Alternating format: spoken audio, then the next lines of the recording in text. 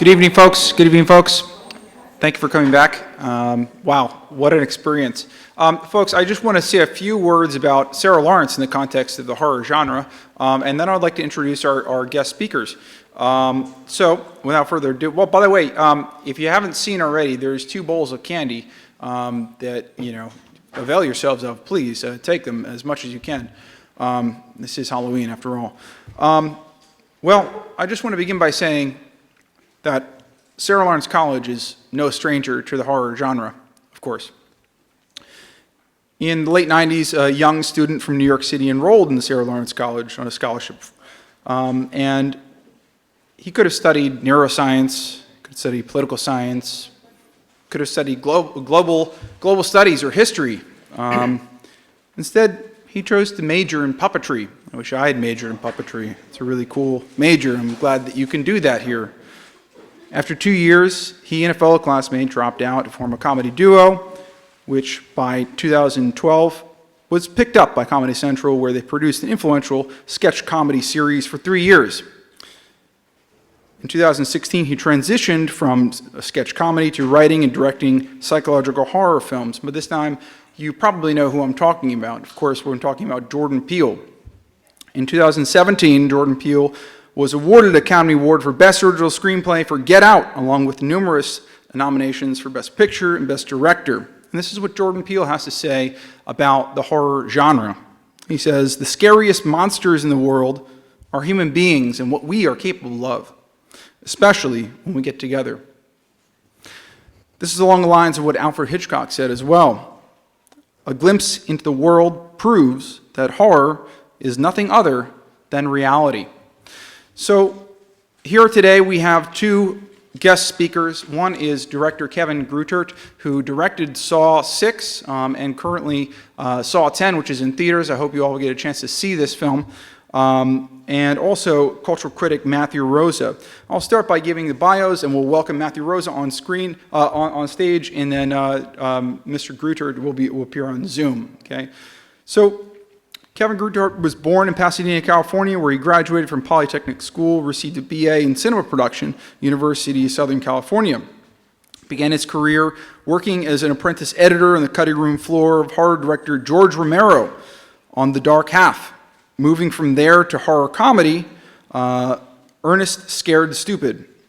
After rising through the ranks of the editorial such as films as Titanic, Armageddon, Kevin edited the James Wan horror collection, Saw. He returned to edit the Saw sequels and achieved his lifelong dream when he was asked to direct Saw 6, which we've just screened, followed by Saw 3D, the final chapter.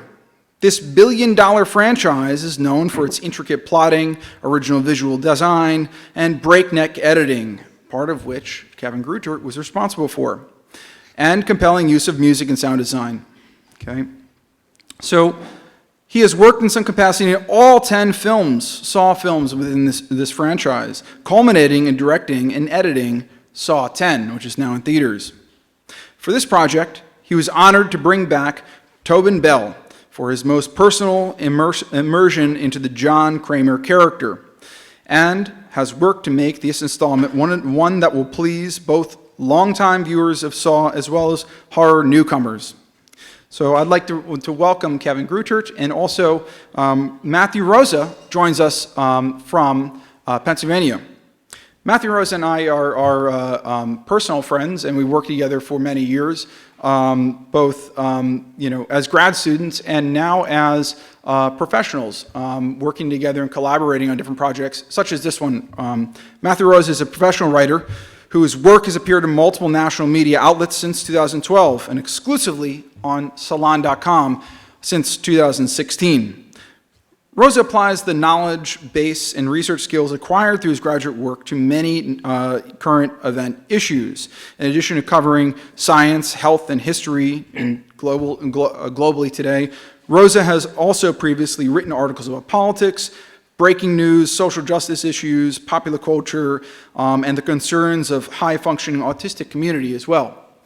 Perhaps most impressively, Matthew Rosa has had the opportunity to interview many prominent figures, including President Jimmy Carter, Israeli Prime Minister Barak, animal scientist and autism activist Temple Grandin, and the list goes on. One name jumps out to me, George Takei, the actor from the Star Trek series in the 60s.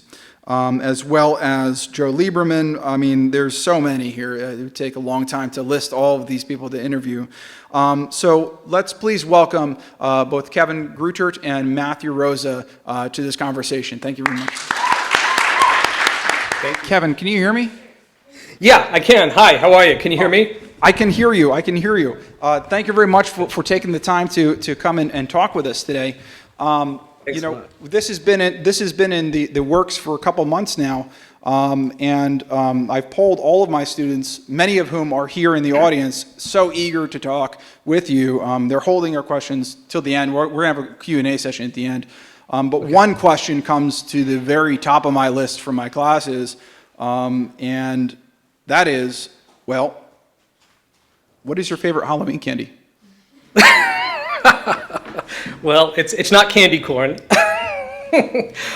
Probably Reese's Peanut Butter Cups, if you have to ask. And, you know, as soon as you brought up that you have candy available there, I was a little jealous because I don't have any in my house today. So, Reese's. But let me just say thank you. Thank you for having me. It really is, it's an honor. And I can't believe that people are still paying attention to Saw 6 after 14 years.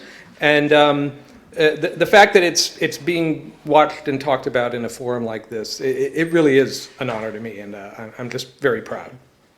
Well, thank you very much for joining us virtually, and wish we'd have you here, but hopefully you're having a great Halloween at home. I would also like to pose that question to Matthew Rosa. What's your favorite Halloween candy?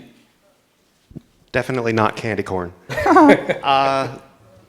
I mean, everyone snapped when Kevin said Reese's Pieces, so I'm going to go with Reese's Peanut Butter Cups. No snaps? Oh. Well, I'm a bit biased. My wife and I welcomed a beautiful young girl into the world in September. Her name is Catherine, but her nickname is Kit, so I got to go with Kit Kat, which is actually her Halloween costume today. So, cool. Is this working? Okay, cool. Yeah, I put my microphone down for a second, and it caused that sound. Oh, no, I won't do that. Okay, well, I guess maybe if it's okay with both of you, that we start general and we move to specific. Well, I guess the question that I started off this meeting with, you know, it's something that has been puzzling me. It still puzzles to me. Why do audiences crave horror films? This is something that Matthew, you've written about, and maybe Kevin, you have an answer as well. Well, Matthew, did you want to talk a little bit about why you think audiences crave horror films?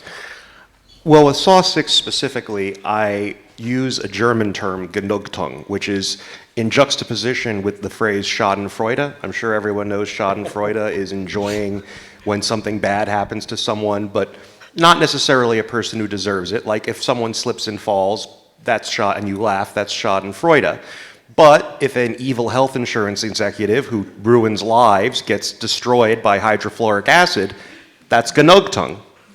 Because that is something happening to a person who deserves it. It is justice or karma. So I think part of the reason, to answer your question, why people enjoy horror movies, at least a movie like Saw 6, it's an opportunity to see a very macabre form of cosmic justice occur that normally we do not see in this world. That's my theory. One theory. Wow. Kevin? Yeah, I would go in an even more pretentious direction and say it's the closest we have to Greek tragedy in our lives, you know, because most Hollywood movies, at least, don't end, you know, in such a dark way as some horror movies, including most of the Saw movies. But I think we need that. And obviously it was commercial by ancient Greek theater standards because half the plays were tragedies. But I think the idea of seeing somebody, you know, struggle and get batted down by the gods and then kicked in the dust. The end is part of the process of storytelling that is maybe one of the most important. So I think it's very deep. It's very deep, and it has to do with the fragility of our biology, and being able to vicariously see somebody else go through something that we wouldn't want to, and then walk out of the theater and be safe. I don't know if anyone else shares this opinion, but I really felt for that main character going through the maze and going through all these horrible things. But I also did not feel bad for him because he just denied all the insurance to these people. So in some ways, like, I felt bad for him, like, oh no, that's not good. That's not good. But like, he had it coming too. So, so thank you very much for those answers. Matthew Rosa, in 2017, you listed the top political horror films, and actually Saw 6 made it up there.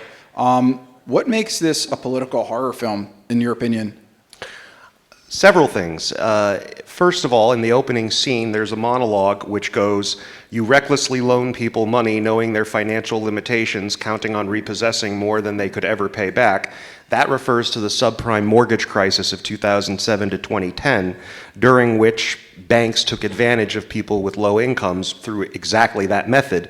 The Dodd-Frank Act, which was passed by President Barack Obama in 2010, makes those practices illegal, which is something that makes Saw 6 almost a time capsule of injustice, because that injustice that you saw those protagonists or antagonists admit to having perpetrated in the beginning used to be quite common, and it actually caused an economic crash in 2008. Another reason I would call this a political horror film is because of the subplot regarding health insurance. I mean, one of the characters, Harold Abbott, is denied coverage because he had a pre-existing condition. Now, the Affordable Care Act makes that illegal. Insurance companies today cannot deny you coverage because you have a pre-existing condition. But in 2009, when this movie was released, that was still very common. So I hope that thoroughly answers the question. Yes, thank you very much. Also, in some of your writings, particularly an article called The Psychology of Gore that you wrote in 2021, and this actually question is for Kevin. In this article, you mentioned that Kevin Gruchurch is actually sensitive to the sight of blood and that he gets queasy, but fake blood doesn't really bother him. Kevin, is this true? It is. Not so much anymore, but when I was a kid, at least, I used to pass out a lot. Even like as a Cub Scout, doing a tour of a hospital, and we were in a room where nothing was happening, but just the sense of it made me woozy.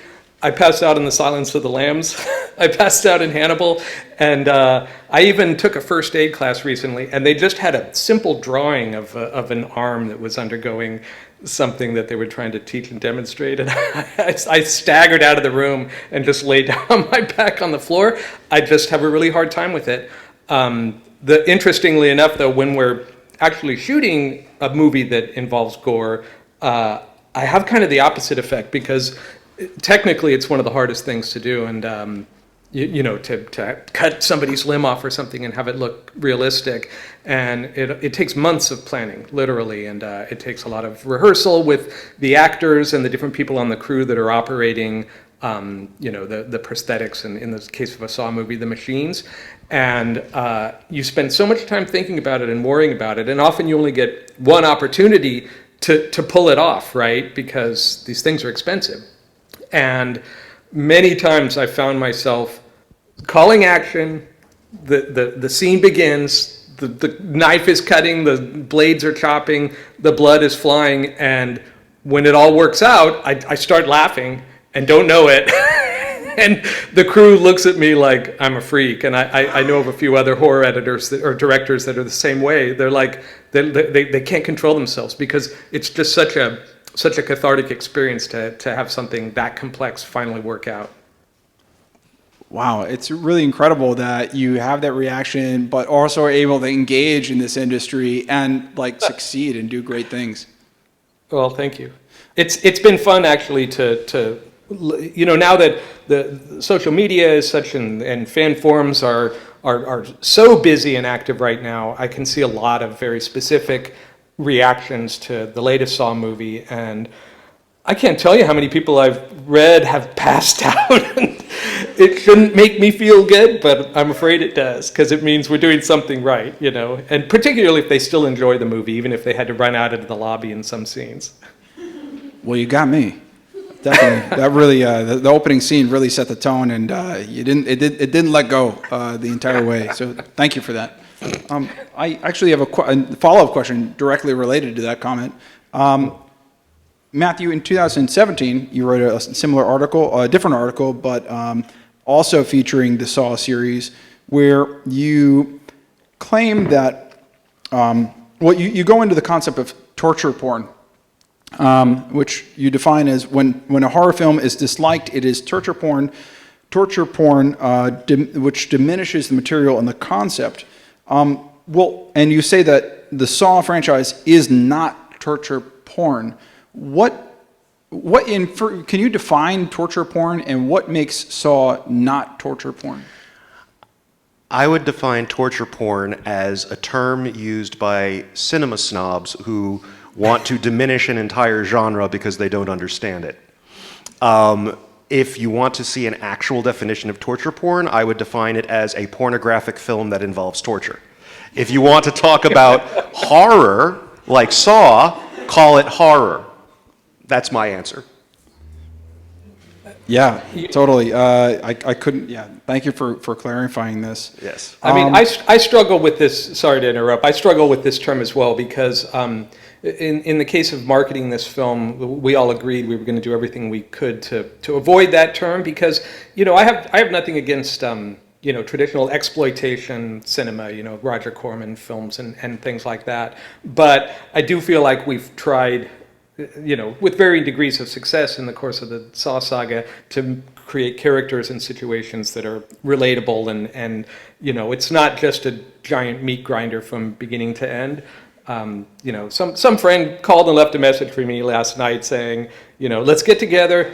I don't want to see the movie because I hate torture porn. And I'm just like, stop it with the torture porn. This phrase has pursued me throughout my career, and I think it's time to put it to bed. Thank you very much. And I just want to pull out one quote, Kevin, that you made in Matthew's interview, an article. You say in the interview that even the crassiest slasher film is speaking in a profound way to our experience as fragile bags of protoplasm protected from the infinite nightmare of deep space by only the thin atmosphere of Earth. I certainly felt that way while watching Saw 6, and it speaks to the underlying meanings and that really negate the concept of torture porn. It's much more than that. It's horror. It's a definitive genre. And speaking with Matthew, it seems to be one of the top horror franchises, specifically the horror films. Saw 6, really of the past 20 years, I would think. I would absolutely say that. Okay, so maybe we can move now to more specific analyses of Saw 6. And then a little bit later, we can open up to the audience for questions and answers for the group here. So I was wondering if we can begin by talking a little bit about what I think is the most horrific scene. Actually, they're all pretty horrific. The carousel scene.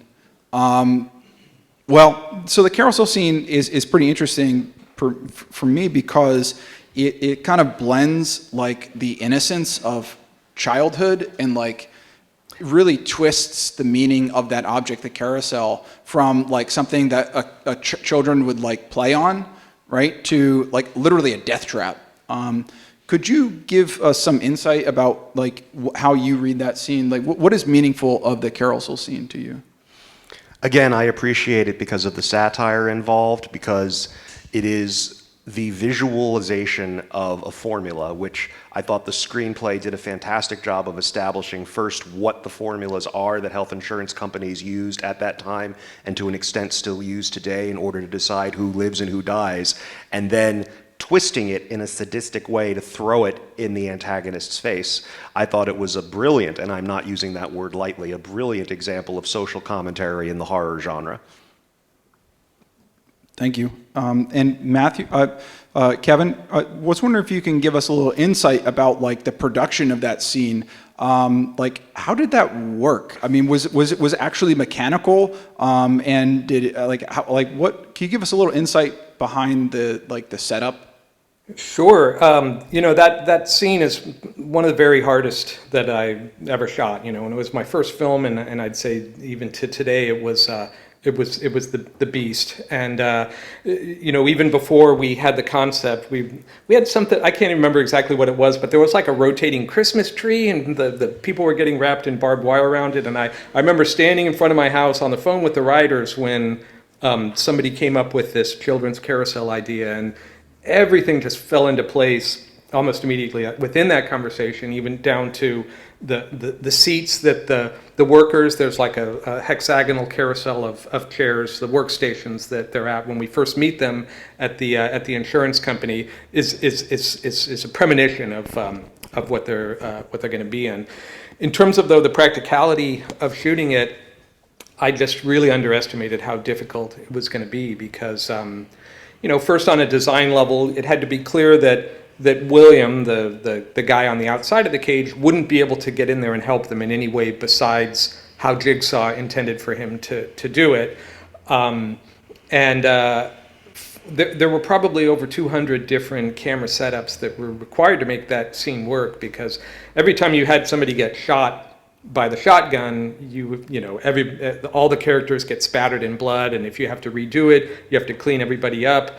I needed to have footage of all the characters reacting throughout the entire scene, which had cameras moving around the carousel with the people one by one, shooting all of that, and then doing a different version as a bigger and bigger bloody mess came. And frankly, we went many days over schedule on that one, and had to bring everybody back in on Saturdays and Sundays for a couple of weekends afterward. And it was tough, but I'll never forget the kid who's the last to die. His dialogue, it was what it was. It wasn't particularly memorable on the script, but before we shot his death scene, he took me aside and he said, Kevin, what do you propose if I do it like this? And then he did it. You spineless, pussy-whipped motherfucker! You look at me when you're killing me! You look at me! I was just weeping with admiration for this guy, because he really is this very quiet kid who hasn't acted that much. And I just said, let's do it, man. Let's do it. It's going to be the best moment in the movie. And to me it was like, that was my ringtone for a while, but it's too controversial. But anyways, very hard scene, but the actors all brought their A game, and the crew. It was I'll never forget that scene. It was wonderful. Well, thank you for that. And I want to turn back to Matthew Rosa. With this scene, particularly the carousel scene, from your analysis, I mean, how does this represent like the political policy behind, like, for example, the Obamacare you mentioned before, or some of the critiques, the conservative critiques in political rhetoric in America around healthcare? Maybe that scene, or just generally the film in general? Well, that scene, again, the movie is such a flashback to me from 2009, because in 2009, there was a fierce debate over Obamacare. I mean, most of you are too young to remember this, but there were people who argued that health insurance companies had a right to do things like deny people coverage if they had pre-existing conditions. And so that scene, that moment where he says, when you're killing me, you should look at me, I think it's rather poignant, because that is ultimately the lack of accountability at its core that we're talking about. It's very easy to sentence someone to death when you don't have to look them in the eyes, when you don't have to meet their friends and their family who are heartbroken by their loss. This is the point that I thought that actor who played the character Josh, I agree with Kevin, I thought it certainly is one of my favorite moments in the movie, if not the favorite.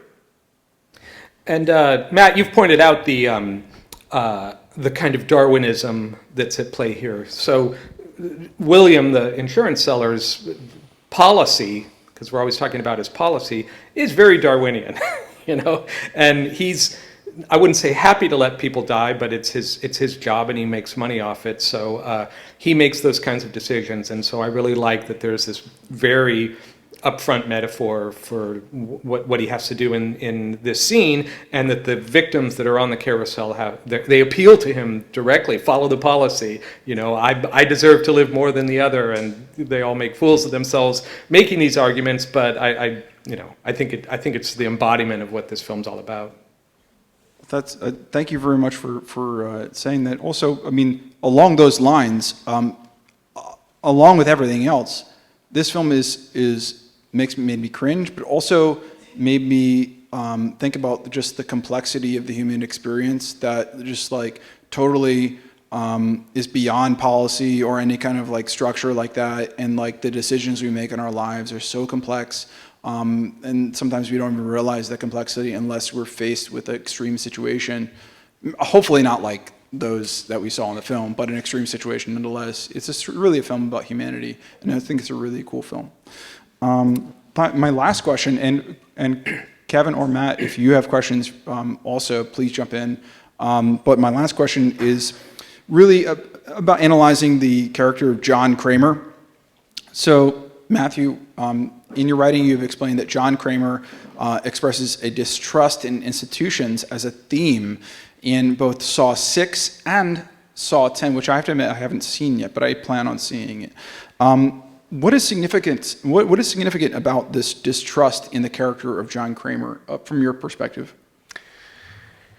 To be clear, I do not think John Kramer should be viewed as a hero, but I do think that his perspective as a slasher villain is a unique one. He isn't Jason Voorhees, who is a mindless killing machine. Michael Myers is another mindless killing machine. He isn't Freddy Krueger, who is motivated by pure malevolence. In his own mind, he's a philosopher. In my interpretation, of course, he's a philosopher who is bringing his philosophy to life through these games that he forces people to play. And so to answer your question, I think his distrust of institutions speaks to this larger character within him who is trying to remake society in its own way within the image that he thinks is best. And again, I'm just a fan. The master is right there who can correct me if I'm wrong. Well, you know, you're one of the only people that's really talked about this aspect of John Kramer's character, and it's demonstrated quite a bit more fully in Saw X. I think it's probably a small enough detail that I'm not giving too much away by talking about it, but he does have a kind of libertarian stance towards things, and you know, we see him as a, you know, as sort of J.F. Turner, rugged individualist against society in a lot of ways. Even before he turned bad, I think he always saw himself as kind of standing alone as his own heroic type. But in Saw X, he's dying of cancer, and he meets a doctor who is kind of an outlaw because her cancer treatment is controversial. And we were always very concerned that, you know, John would seem like a smart guy by buying into what she's selling. And she repeatedly brings up governments that won't approve her methods and big drug companies that want to suppress her because she could potentially take away their profits by curing cancer across the world. And it's subtle, but I asked Tobin to really kind of lean into that and nod like a Fox News viewer when these things come up. It's like, oh yeah, the bad corporations. Oh yeah, the bad governments. And you know, in a way, it's his own undoing. And I would say also to this libertarian notion, I mean, I've nothing inherently against libertarianism, but there is the kind of Ayn Rand school that I think is represented by a lack of empathy, perhaps. And so I think even though John Kramer is capable of empathy, he does not have much empathy for people that he feels are wasting their lives, right? And so there's something a little bit complex going on with that by having him be victim to his own worldview here. Thank you very much. At this point, perhaps I'd like to open up the audience, if you have any questions or answers, to come on up and maybe form a line. Form a line maybe here, and then I'll give you the microphone, and then you can ask a question to Kevin Grutert.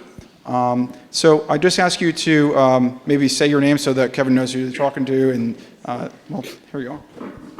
Should I face this way or which way? Okay.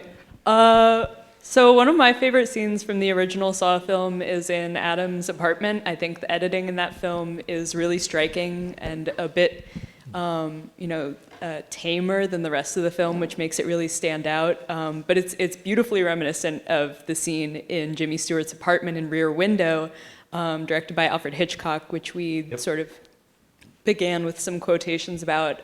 So I was wondering what your feeling was about that scene, and if there were any other pieces of Alfred Hitchcock in the Saw films that you've worked on that stand out to you. Well, for sure, James Wan and the rest of us are conscious of the history of cinema, and particularly things like Alfred Hitchcock, and the use of the flashbulb, of course, is the inspiration for the scene you're talking about. We took it one step further by duplicating frames whenever Adam turns on his camera and flashes to try and find his way around the room.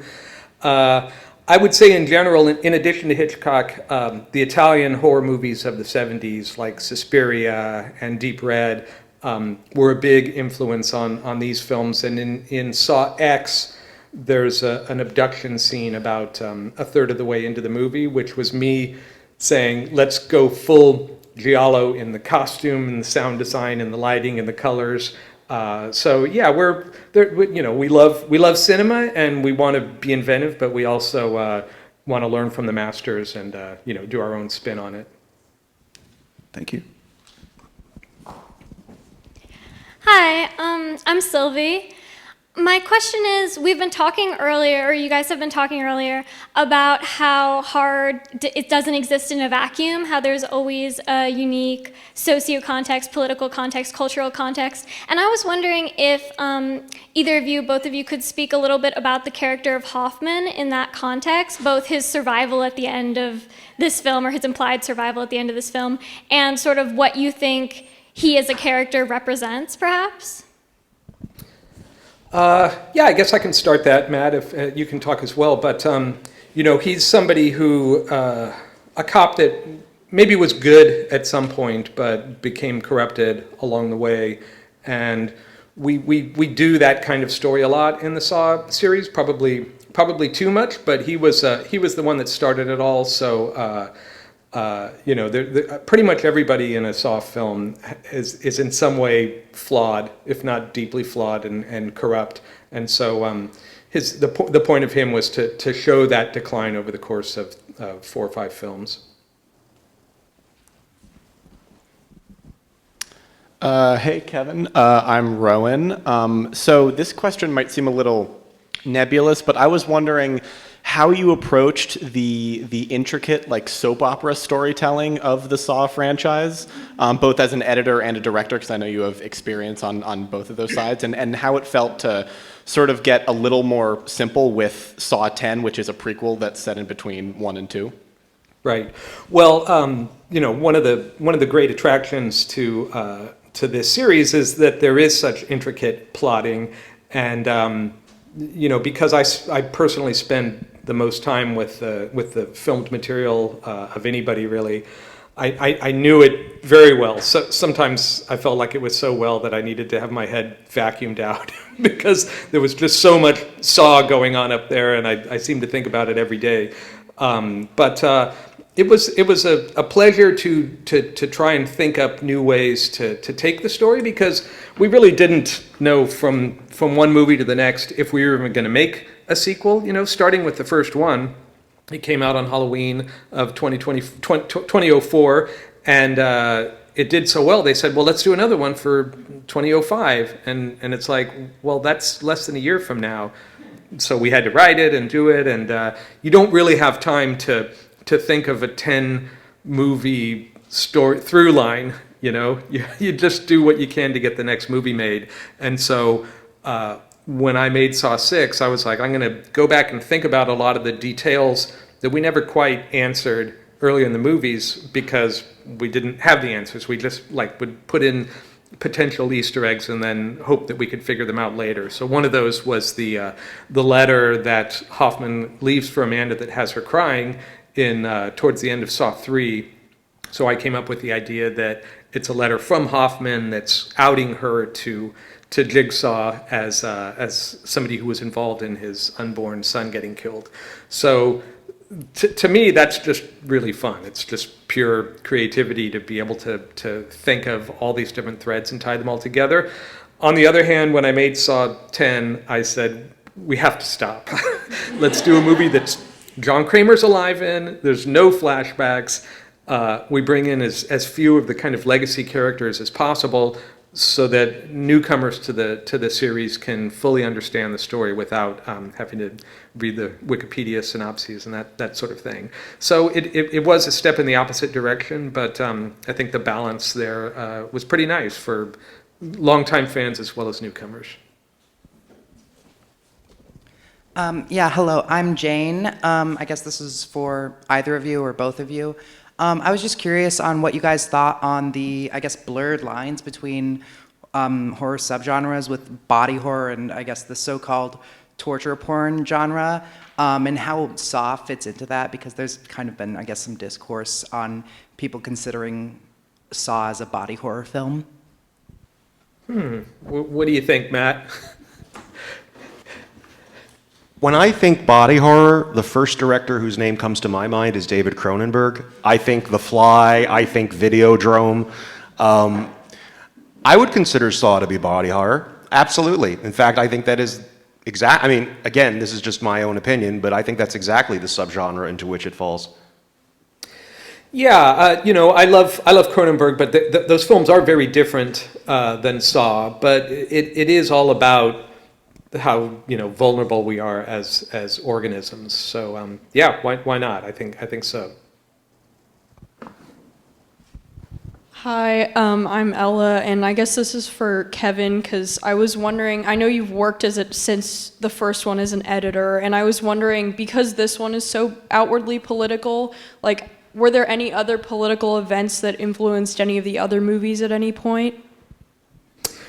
Well, it's subtle, but in Saw X, there are some people who are con men and liars, and I think that there's something that is currently happening in our world where con men and liars are getting away with more than ever. So I was deliberately trying not to be political in a way that was going to alienate anybody, but I do feel like it's relatable to everybody in America and probably everybody in the world that it's a problem. There's liars that know that not everybody is going to believe what they say, but enough will that they can do great damage to the world. So I think that's something to consider. And I have an idea for a future Saw film that is going to go all the way if they let me do it. So all the way political. So we'll see. I don't want to talk too much about it because it may not happen, but I'm going to try. Now I'm excited. Hi, so I'm Harlequin, and this is for both of you just because I think it's an interesting question for both creators and viewers. And it might come out a little garbled because I have a lot of thoughts and feelings about this franchise, but I think that Saw particularly plays with morality in a very interesting and very complex way of the idea of who deserves to live and why, and all these different, and also the thing you were saying about John Kramer being a philosopher is I've always kind of seen him that way, and also almost like a cult leader. And each apprentice is an adaptation of his philosophy, a way that it is either yes-anded or corrupted or whatever in some way. So I guess I kind of just wanted to ask working on this, first of all, grappling with multiple apprentices, how was that and the push and pull of their contrasting philosophies, and then also just how do y'all feel, I apologize, this is super broad, but like, how do y'all feel about like this sort of complex moral schema that exists in Saw? Like, because for me, I think that in a certain sense, John Kramer has quite a lot in common with the main healthcare provider in that, like, while the healthcare provider assesses people based on, you know, physical vitality, like, I mean, I would argue that Kramer has certain opinions about people who are mentally ill versus and less worthy of living. Like, he does target people who are suicidal or depressive or whatever, and he judges them as less worthy of living because he thinks that they are mentally unfit as opposed to physically unfit. If I may answer that for a moment, I have two thoughts. First, as somebody who is on the autism spectrum myself, I'm certainly empathetic to mental health rights, and I've never interpreted Kramer as targeting people for that. I view him as a more honest murderer than William Easton. If we're talking specifically about this movie, Saw 6, they're both murderers, but one of them is open about the fact that he is a sadistic mastermind who creates games where people have to try to use Darwinian skills in order to survive. And the other one wears a suit and a tie and pretends that he's just a respected businessman. So I wouldn't say that John Kramer is a hero. I would say he's at least more honest about being a villain. That's my take. It's one of the trickiest but most interesting things about all of Saw, which is the degree to which John Kramer is at all empathetic or at all heroic. And there's certainly nothing heroic about him for the most part in the series, even if, you know, on a kind of vigilante level, at the beginning of Saw 6, we see him test. John would never say torture. He tests the two people that have been ripping off people with their mortgages. But they didn't necessarily do anything personal to him. You know, that's a little, you know, we tried to always make it personal, but it didn't always succeed in that regard.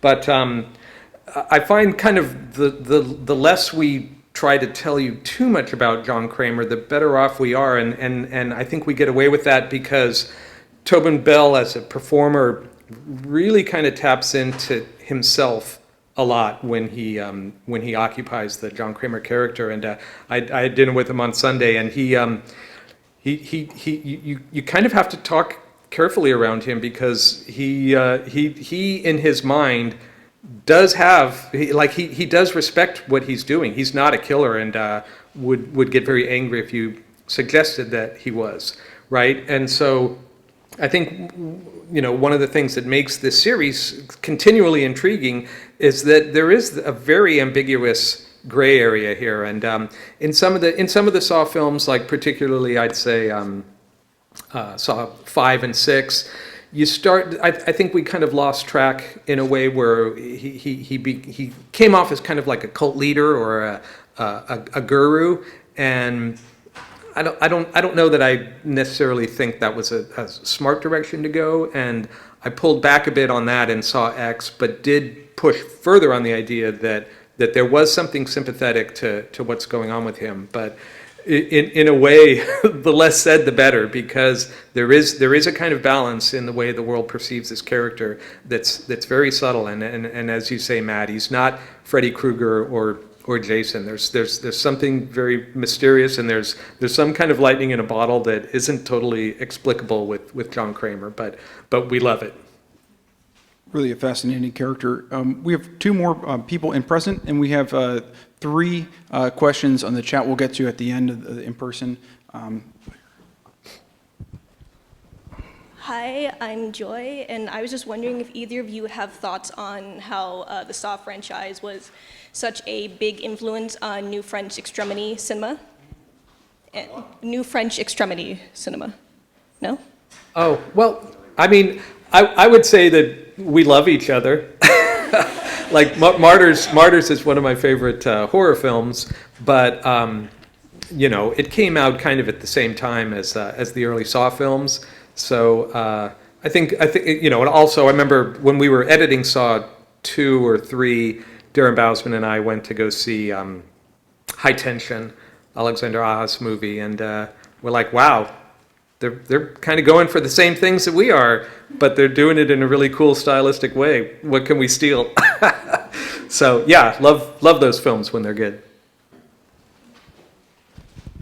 Hi guys, my name's Mad. One of my favorite things about the Saw movies is that it's kind of like, because of the amount of different direction that occurs, like from James Wan and then Darren Bousman and then Kevin, I think it's kind of just like a really interesting, more messed up, like James Bond type of thing, where it's just like different approaches to each movie and different kind of, and you touched on this like 2 questions ago with like what you thought was maybe not the greatest direction and what you tried to like not do in different movies. And so I was just kind of curious for you, Kevin, like what do you think you try to do in Saw movies that's different than James or Darren or any sort of like approach? Like what do you think is your kind of like signature Saw direction as opposed to others? Well, I do want the characters to be more empathetic and relatable, even if they can be odious people like William. And the way William was written and the way the producers wanted to portray him was as a really slick sort of, well, there's a character named Gordon Gekko from the movie Wall Street. That was their model for what he should be.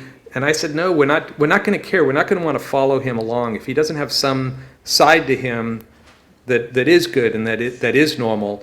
And I was really glad that we wound up going with an actor that I really wanted, who I thought was somebody that you just naturally like until you learn that he has this dark side. But then you know either way you still want to go along with him.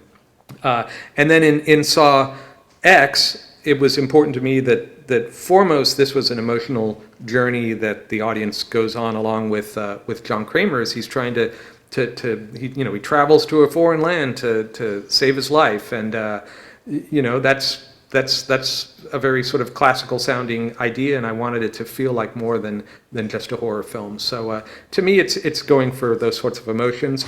I can say that I'm at my happiest when we stay away from police and detective stories. So that was another thing I didn't even want to touch in this movie because I feel like we've sort of done it to death in the Saw films. So things like that, Thank you. Okay, Kevin and Matthew, we have 3 questions, two to Kevin specifically, and 1 to both of you.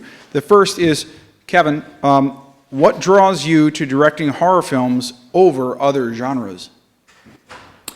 Well, this is an interesting question for me personally because I really did not have that much to do with horror. I always liked horror movies and was a big fan of John Carpenter's The Thing and Alien and The Shining in particular, but I had mostly worked on like Disney movies and things before James Wan hired me, and I love horror, and it turns out that I'm good at it. But I really do want to make other kinds of movies. I just can't get those jobs.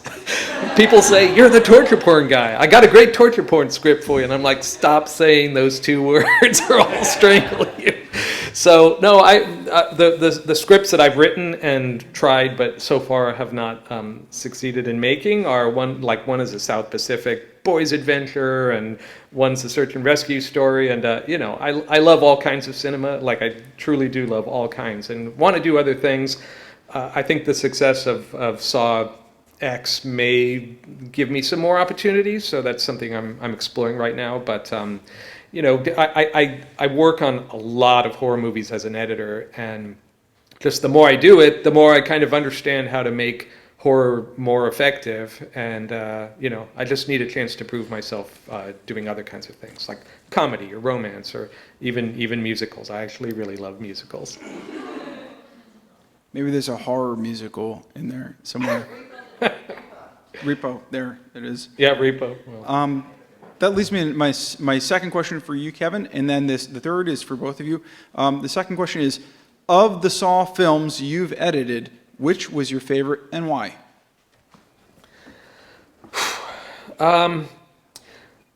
Well, that's a good question because there's something to be said for all of them, in particular the first one, because it was my first feature film editing job. But I gotta say, I was the only editor on Saw X, and it was really hard to go shoot that movie over this long course of time in a foreign land, and then to come back and have this giant mountain of footage that was, twice at least what we'd shot on the other Saw films, and to just personally have to sit in a dark room and find the story in that. It was very hard, but it also was absolutely magical because, I really liked what I shot. My big problem was that the first cut of the movie was almost 3 hours, and I didn't want to show it to anybody like that, so I wound up cutting about 45 minutes out of the movie before anyone else even saw it. So, they say kill your darlings. It's very hard to do when you're a director, but, I knew it had to be done. This movie was never going to be a 3-hour release. But in the course of that, I feel like I wound up with the strongest version of the movie. But yeah, I would say just as creatively rewarding, it was Saw X. Very cool. Matthew, what is your favorite scene in Saw 6? Easily the carousel scene, and particularly the scene where Josh has his exchange with Bill. Look at me when you're killing me. I love it. Yeah. Kind of speaks to the theme of the entire movie a bit. And Kevin, same question to you. What's your favorite scene in the Saw 6? Well, I agree that it's the carousel, but there's a scene that's in the movie that makes me think of the student that mentioned Alfred Hitchcock, which is where it's not a trap scene. It's where Hoffman is in the FBI audio lab with the FBI agents, and they're analyzing the recording of Jigsaw's voice to figure out who it was. And I really like the idea of using the device of that repeating loop of voice to kind of show the walls closing in around Hoffman. So I was definitely thinking specifically about Alfred Hitchcock when we designed that scene, and even in the use of the line from Saw 5 where he says, "Right now you're feeling helpless," right? And it's kind of over the top, but I could tell when I was showing that movie for the first time to people in the audience that they were feeling what I was hoping they were feeling, which is that mounting tension that he's about to get trapped. And then, of course, he blows everything up and stabs everyone, lights them on fire. So I do really like that scene as well. Well, thank you very much. We began, before we screened Saw 6 today, I began with my opening remarks about talking an essay that Stephen King wrote in 1981, where he concluded that, why do we see horror films? And he says that, seeing a horror film is like opening up a trap door and throwing raw meat down to the alligators that swim around in your subterranean levels of your mind. And that the more you feed them, the less likely they'll come out.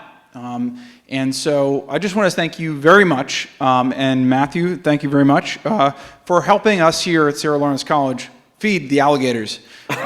So folks, I just want to give a warm round of applause for our guests here.